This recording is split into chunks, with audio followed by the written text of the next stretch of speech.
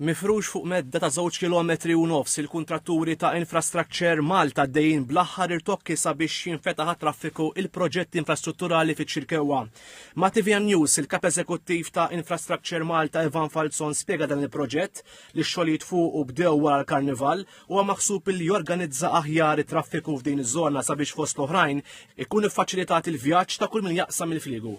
Il-parti bejn il-Marfa u l-Armir se tkun b'żewġ karreġġjati il-fuq u l-isfel u se jkun hemm il-parti bejn il-Marfa u ċ-Ċirkewwa, terminal ta' ċirkewwa li se jkollok żewġ karreġġjati u hekk jippermetti li f'dawk l-istanti fejn il-queue għall-vapur ta' Għawdex jilħaq il-barra mill-konfini tat-terminal dan ma jimpattax lil min ikun sejjer lejn Għawdex b'modi alternattivi bħal trasport pubbliku.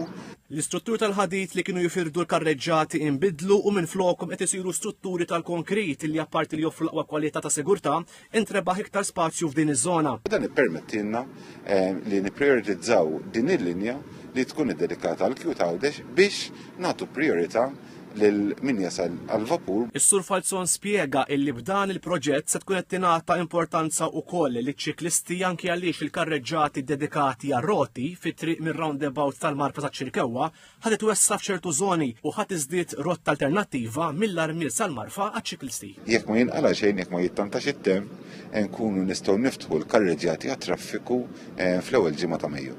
Il-proġett isir b'investiment ta' 7 miljun euro minn Infrastructure Malta.